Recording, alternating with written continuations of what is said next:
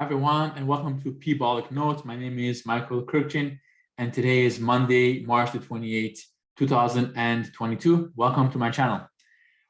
Today's topic is going to be a very interesting one. I'll be showing my computer screen with you in a couple of seconds.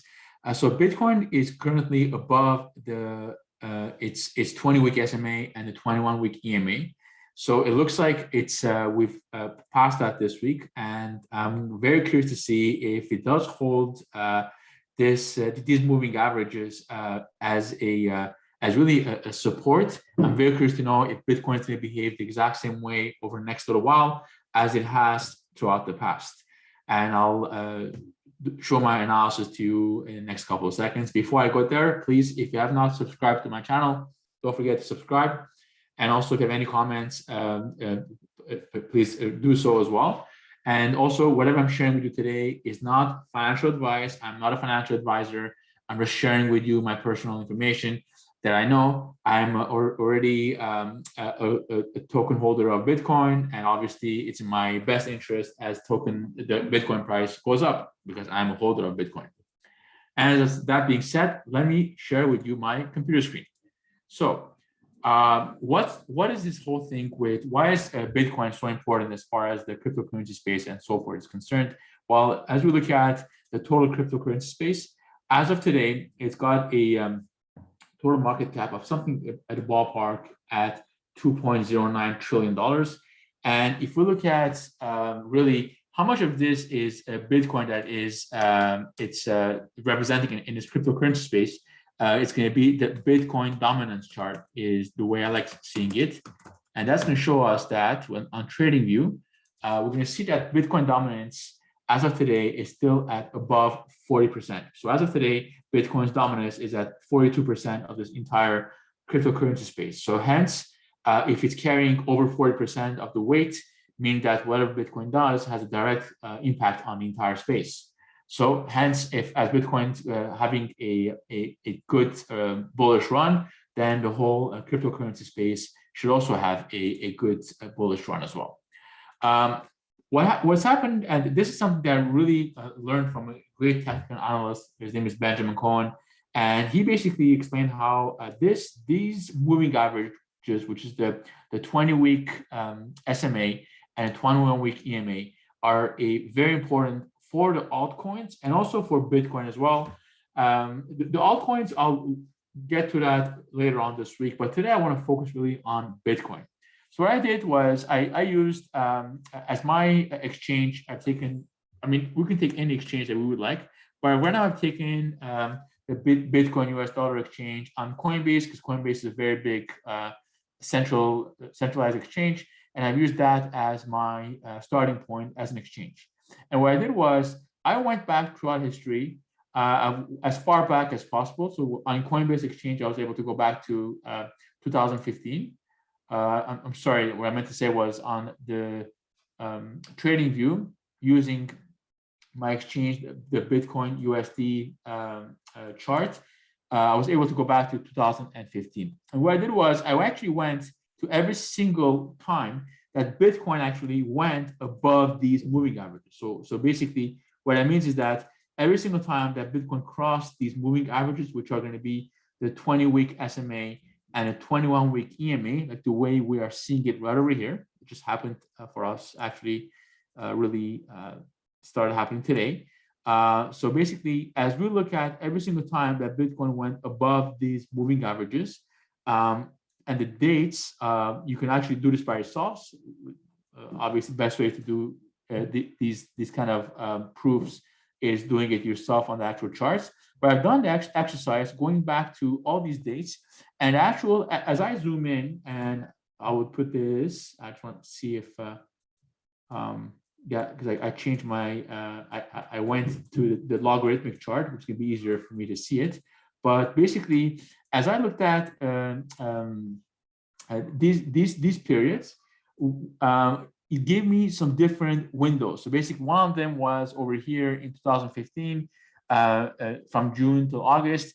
Then there was another one, which was going to be again 2015, which is going to be from, I'll put all the dates here in Excel because I went through this already. The second one in 2015 was going to be from October 12, 2015 to January 29, 2018. So that's going to be something approximately around here.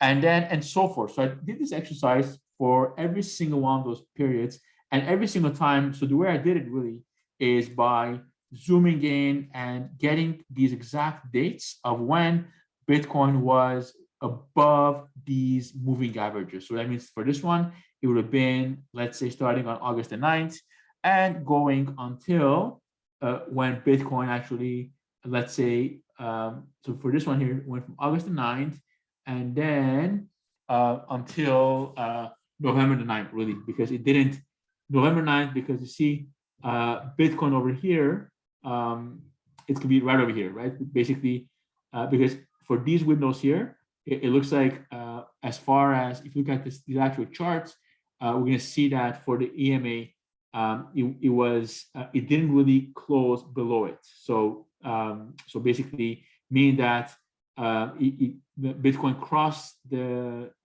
20-week SMA over here, and then over here it didn't cross below it. It kept on going up the trend. When it did cross below it and closed was when the actual trend was broken. So that's the way that I did it.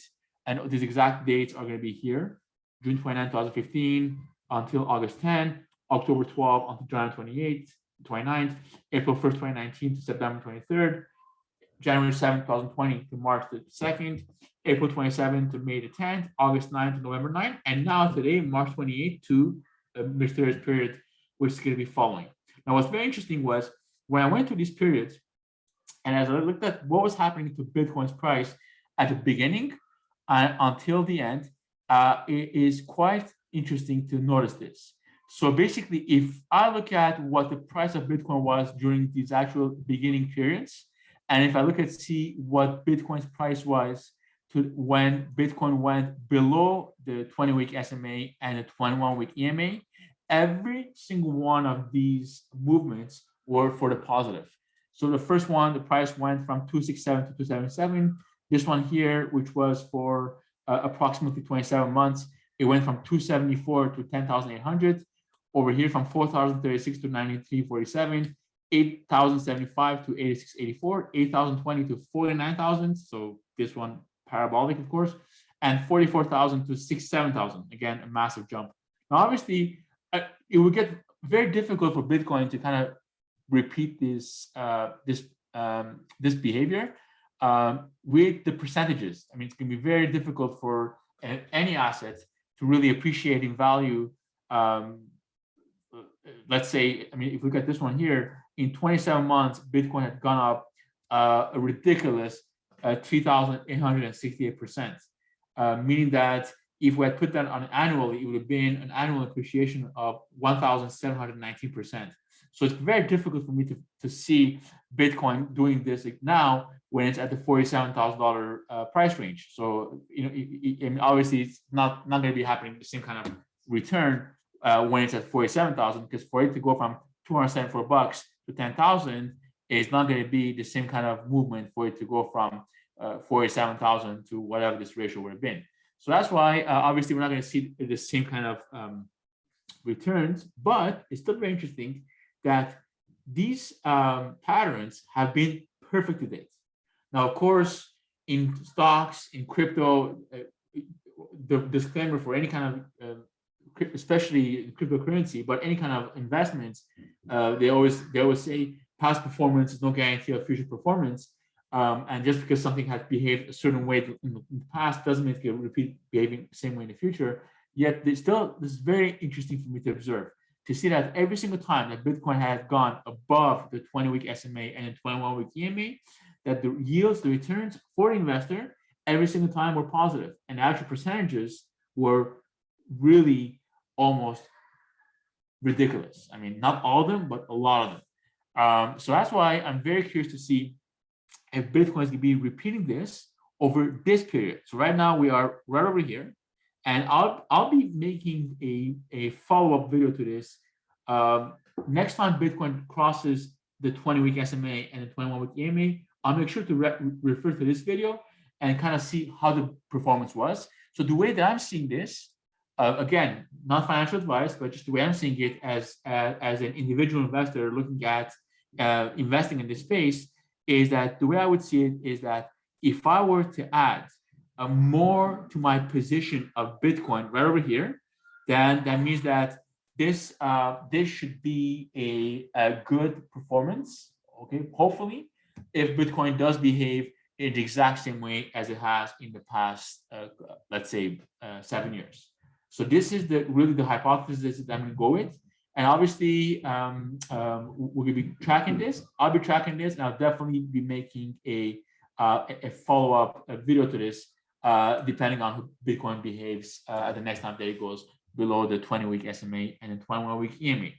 Tomorrow, I will look at what's going on during these exact same windows, what's going on to some of the other layer ones, see if some other layer one protocols such as Ethereum, Solana, Avalanche, Algorand, and so forth, how they behaved at the same time period when Bitcoin had crossed these bullish support bands.